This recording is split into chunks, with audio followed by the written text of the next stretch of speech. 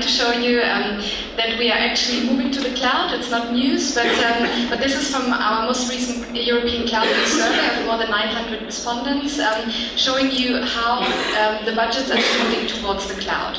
So we don't see a landslide towards the cloud. It's a steady movement towards the cloud. Traditional IT is still there. So when we ask them, how do you spend your budget on traditional IT versus cloud services, this year it's actually about 50-50, and it will be 53 to 47 in 2 years' time. So it's a steady movement towards the cloud. If you look at, is it going to be spent on-prem or is it going to be spent on service providers? It's also roughly 50-50 today, but it will slowly move towards the service providers. So we see this movement especially to hosted private cloud and managed private cloud. So these are the fastest growing segments in cloud. So this is cloud in general. But then we asked, of course, what are the top inhibitors for cloud adoption?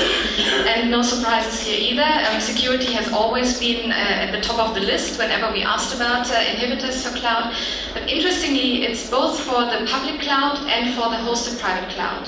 And actually, if we look at the inhibitors for public cloud, it's the security concerns. So how can I ensure that I can have my identity and access management, and so the traditional security technologies. But when we look at hosted private cloud, organizations are actually also concerned about regulatory compliance in the top three, right? And that's interesting, because you would think that also when we look at public cloud, they would be concerned about regulatory compliance, but it's not in the top three. It's there, but it's just not in the top three, because companies are really used to working with hostess and really putting sensitive data to the hostess. So they have hosted SAP, they have hosted Oracle systems, so they're really concerned about auditability and regulatory compliance for this data.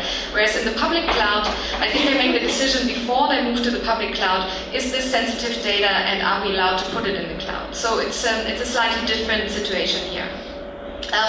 But when we ask them then, what are the top cloud security fears? So digging one level deeper into cloud security, it's really the concerns about data loss or data leakage from the cloud.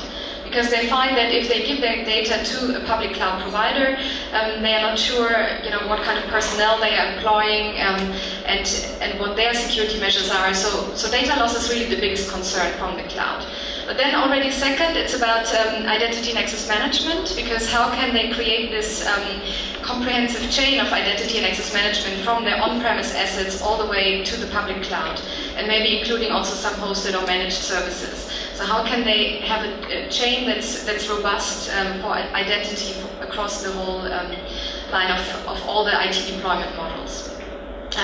Then another concern is around availability of cloud services. We had some of cloud service providers go bankrupt already, but it's also about just the pure connectivity actually to the cloud service, because sometimes you might just not have good internet connections, and that's of course a big problem. So these are the top concerns when we ask about why is cloud security actually an issue. But then we also asked about kind of flipping the coin, do you use the cloud for security services, or do you get security products from the cloud? And actually, we can split the market into the pragmatists who say we're going to use cloud services where it makes sense, we use cloud services where it's cheaper, where they have better functionality. So they really go through a very rigorous process evaluating cloud services in the same fashion that they would evaluate any other technology. But then we have the more extreme positions here of people that have a cloud-first strategy and say we take every technology from the cloud, and the ones that say we don't trust the cloud at all, so we would never use cloud security services. So these positions are also still there, but I think the majority of the market has really moved to a position where they say, look, it's an alternative delivery model. Where it makes sense, we will use cloud. Right? And then there are some technologies that make a lot of sense that companies need to consider when they think about securing their cloud assets. And encryption is one of the technologies that, of course, comes to mind, especially when you're concerned with data loss from the cloud. If you encrypt your data, then at least if people get their hands on it, they can't use it, right? So encryption, we see, is very important in this context. Identity and access management, of course, we've seen it was a major concern.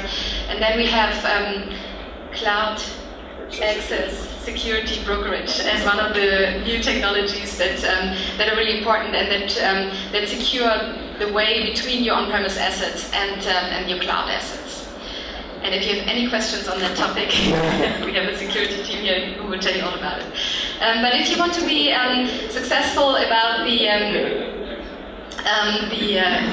how to be successful in cloud and security, I think the first point that I want to make is that cloud is a given. So every organization today has cloud services. They will have some kind of private cloud assets. They will use software as a service, some infrastructure as a service, and increasingly platform as a service. So you must assume that your customers do use the cloud.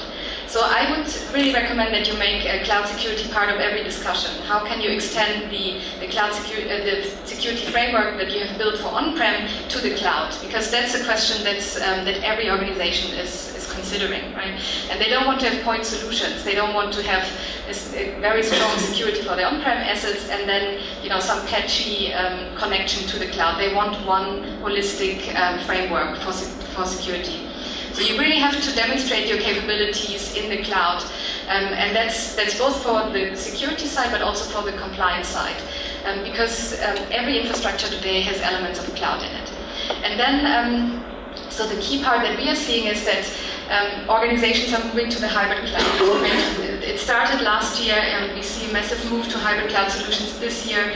And it's really hard for organizations to actually achieve a hybrid cloud environment to move workloads seamlessly between on-prem and the public cloud. And this is technically hard already, but then how to secure this movement, right? How to make sure that you still know exactly if you can move the data or not, so that you are still compliant. So that's a very tough challenge as well. So that was my 5 minutes on cloud security, and I will hand over to the next speaker.